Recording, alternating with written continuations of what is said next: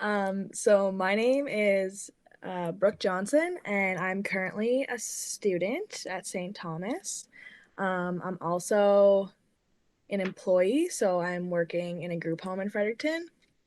Um, Lots of titles: friend, sister, daughter. Yeah, that's about it.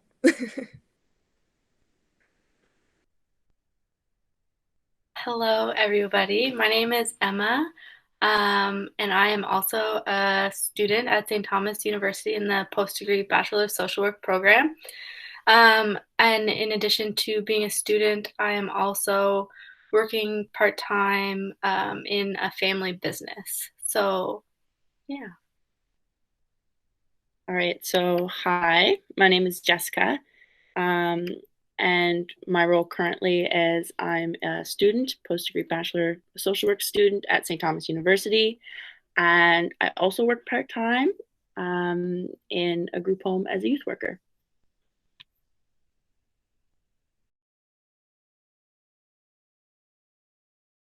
Um, I've been focusing on trying to balance my school, work, and personal life.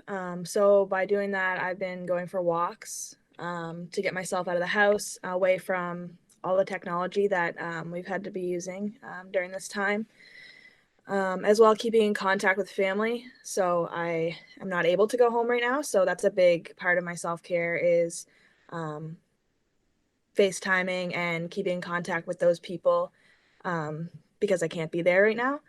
In addition, eating healthy. I think it's really easy right now to get off that track, but it's also really important to try and stay on that track to promote healthy living. And I know for myself, if I eat better, I feel better overall. Yeah.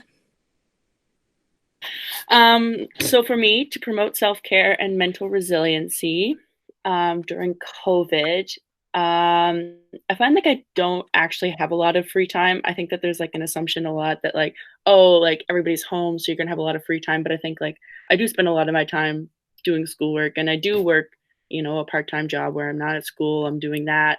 But in my free time, I think when I do take like a self-care approach, I've been doing a lot of crafts, like big time crafts all the time, and reading a lot of books, like books that are not for school, which is something that I used to do a lot. And I think that a lot of times, like I spend a lot of time on my phone, and I'm like, going through a rabbit hole of TikTok, and instead I'm like, well, you know what, I can just pick up a book and read for 20 minutes before bed instead of getting exhausted on the internet. So I think like limiting my internet time, doing lots of crafts, and then balancing that with how much time I do spend working, and realizing like it's okay to be tired because there's a lot going on.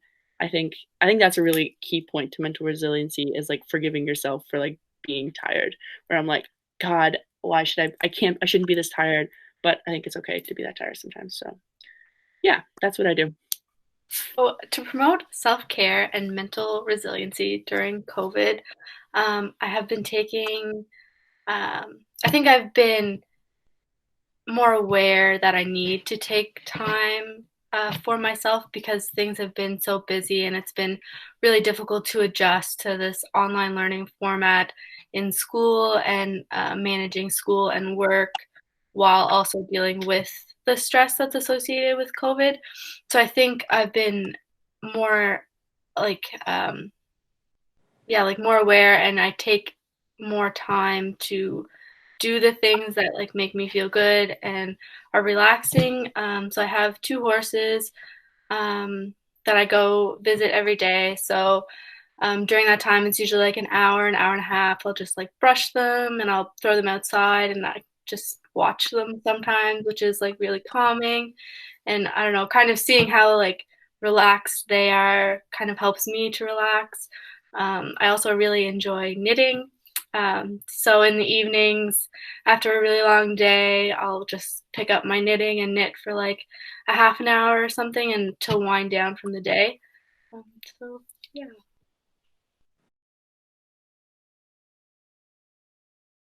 Challenge thus far obviously has been not being able to go home. So I'm from PEI, and the bridge is pretty much shut down.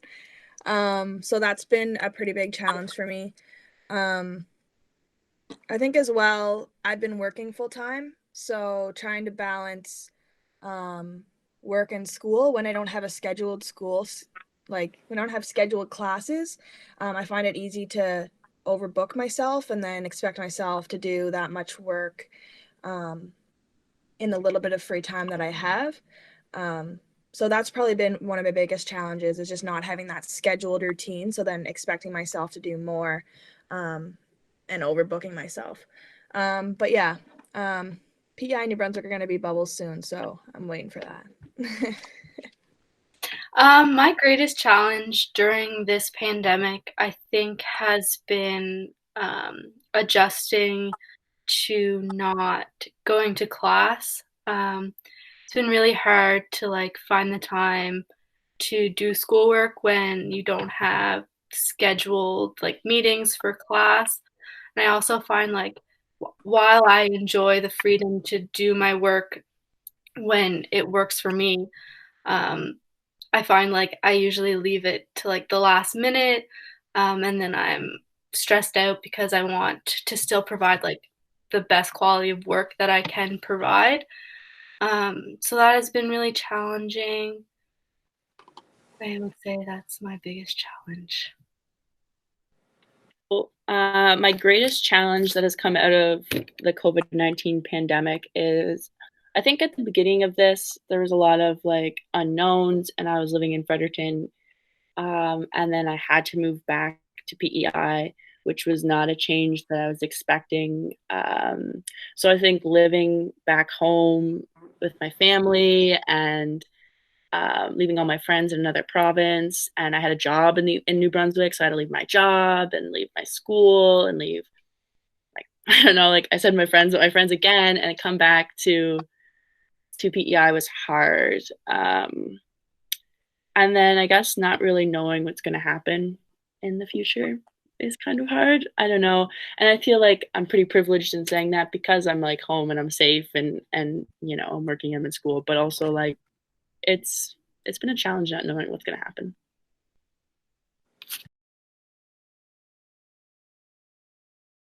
So, since COVID has started, I think I've been inspired by, honestly, my classmates have been a big inspiration for me.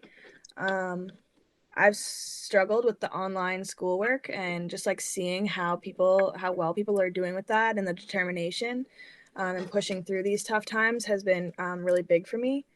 Um, as well, I work in a group home. So I've been really inspired by how the youth are handling this. I know as someone who's a little bit older than them, I'm struggling with it. So I can't imagine how they're feeling, especially someone who is away from family, can't have visits, can't see their friends. Um, that's just a lot. And so they've really inspired me to just keep pushing through and like see the positives in everything. Um, Also been really inspired by New Brunswick. Woohoo! We've done really well. Um, it's really good to see the positives of what we've been through the past little bit coming to light. Um, yeah. Inspired by so many different people in so many different ways. And, you know, I think it's just incredible to watch people in these times and see like how strong they're being and how positive they're being in like a time that's really scary for a lot of people. My friends, some of whom are on this call, are my biggest inspiration ever, and they will always be my heroes. Um, yeah, so I'm gonna start to cry now because I just love them and I miss them so much. But yeah. So my biggest inspiration in these hard times is really hard to pin down because I don't think that I get like big inspiration from one thing. I think it's like every day there's like little things that inspire me, and I think the resiliency of the people in my life is what inspires me. Where I'm living in a house where every single person here is an essential worker, and every single day they go out and they're working with people all the time, and then they come home and they're so tired, and even if they're tired and grouchy, they're still doing a really great work. I'm inspired by the people I work with every day, the kids that I work with every day who are laughing and playing and still having fun, even though sometimes things are scary. Um, and I'm inspired by my friends, um, always telling me jokes and keeping me laughing, which I think is great and it's fun. And um, yeah, I think there's a lot that's inspiring right now. I think the way that people are coming together, even though everybody's so far apart, is really beautiful. I don't know. There's a lot that is good, and it's all comes together in one big thing, and it's hard to pinpoint what is inspiring about what's happening, but there's so much out there that is inspiring, if that makes sense.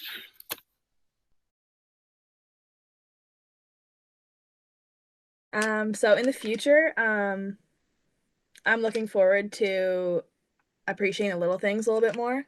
Ever since this pandemic, I think it's really opened my eyes to all the little things that I don't appreciate as much as I should. And those are the things that I miss right now. I also don't want to cry. Oh my gosh.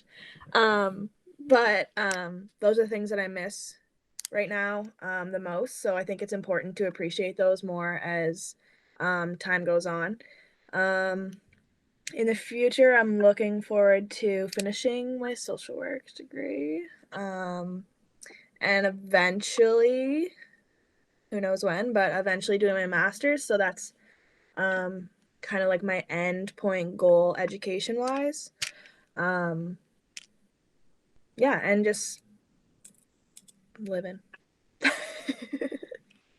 So what I am looking forward to in the future, I'm looking forward to, I think for me in my mind, when I picture it, it's like split up into like little things and big things. And like little things that I'm looking forward to is like, I want to go to the beach.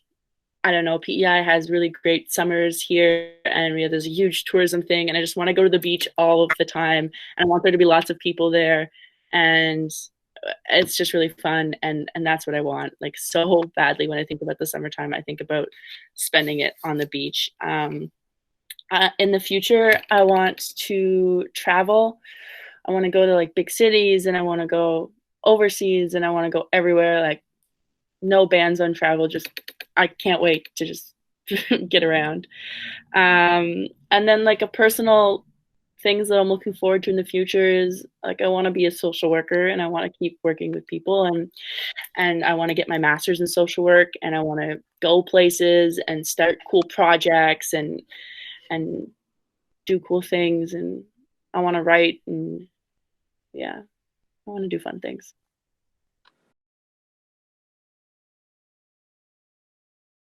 So as I've said, like through COVID, I really realized that I need to appreciate the little things more. Um, I know that when I went home the past few times, I've spent a lot of time with friends and have sadly kind of put family on the back burner because I'm like, oh, they'll always be there. That's something that I've really realized through this is that those are the people who are always going to be there, but that just means I need to spend that much more time with them and appreciate them that much more. Um, I've got like friends with kids, and so I realized that like times like this um, are so challenging for some people, and we don't even see the struggles that some people face like every day.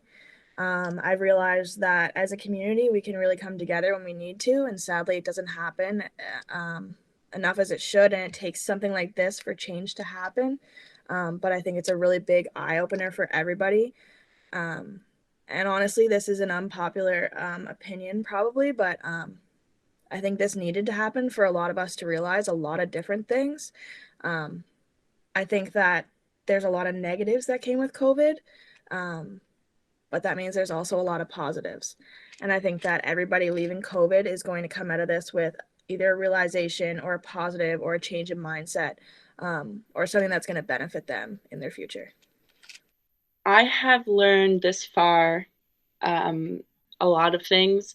I think I learned a lot of things about myself and like I don't know. I think that I can handle a lot more than I think I can, if that makes sense. Where um, things can change so fast and you just fly through it like it's nothing.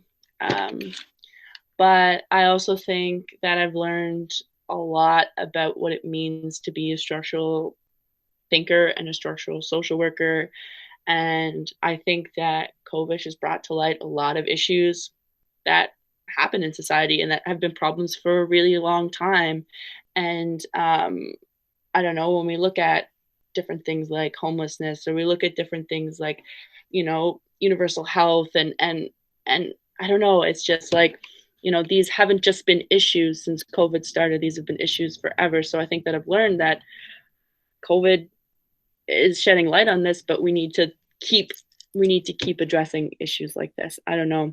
I think COVID is a wake up call, and COVID is very scary. And I've learned that, yeah, I think it's important to be close with each other. And I think that's I've learned a lot about like taking care of yourself, taking care of people who are important to you. But I think I've also learned that you can't be like keep being quiet about things that are problems, bigger structural problems. I mean.